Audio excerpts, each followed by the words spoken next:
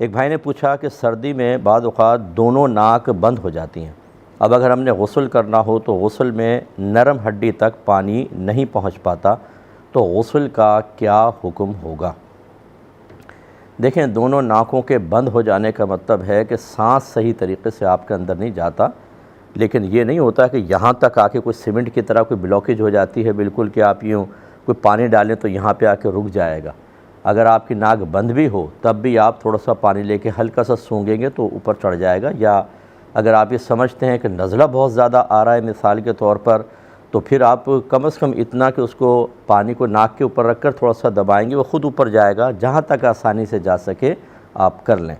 लेकिन नाक बंद जो होती है वो ऊपर की तरफ से होती है, कोई यहाँ से ऐसा नहीं होता कि कोई मवाद ऐसा आ जाए कि दोनों नाकें बिल्कुल बंद होकर, फिर तो आपको सांस कैसे आएगा? सांस थोड़ा बहुत तो आ रहा होता है ना। तो इसलिए गुस्ल बहरहाल आपका हो जाएगा। एहतियात करके जितना चढ़ा सके पानी ऊपर तक पहुँचा लें।